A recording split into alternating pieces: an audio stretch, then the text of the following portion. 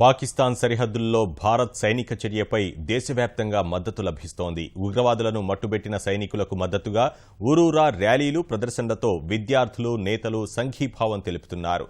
ఉరీ ఘటనలో ప్రాణాలు కోల్పోయిన జవాన్లకు నివాళులర్పిస్తూ సైనికుల గొప్పతనాన్ని ప్రశంసిస్తున్నారు.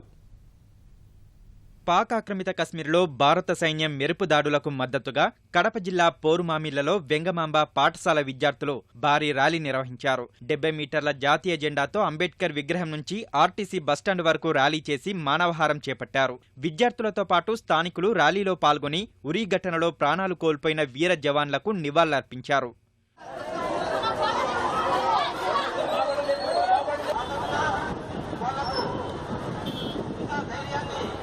ఉగ్రవాదులను మట్టుబెట్టిన దేశ సైనికులకు మద్దతుగా కర్నూలులో విద్యార్థులు ర్యాలీ చేపట్టారు. ఏబీవీపీ ఆధ్వర్యంలో కలెక్టర్ కార్యాలయం వరకు ఈ ర్యాలీ సాగింది. భారీ జాతీయ జెండాతో విద్యార్థులు జవాన్లకు మద్దతుగా నినదించారు.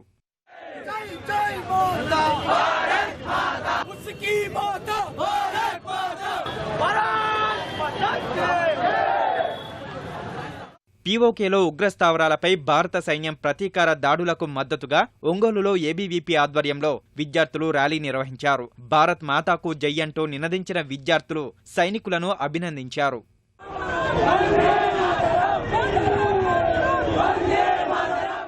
భారత సైన్యానికి మద్దతుగా తూర్పు గోదావరి జిల్లా కోనసీమ ప్రాంతంలో పలుచోట్ల విద్యార్థులు మువ్వన్నెల జెండాలతో ర్యాలీలు నిర్వహించారు. జై జవాన్, జై కిసాన్ అంటూ నినాదాలు చేశారు. ఉగ్రవాదం నశించాలంటూ నినాదాలు చేశారు. మానవహారాలు నిర్వహించి భారత సైన్యానికి సంఘీభావం వ్యక్తం చేశారు.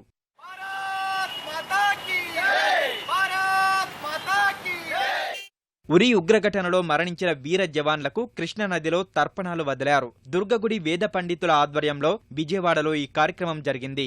దేశ ప్రజల కోసం ప్రాణాలర్పించిన వీర జవాన్ల ఆత్మలకు శాంతి కలగాలని ప్రార్థించారు.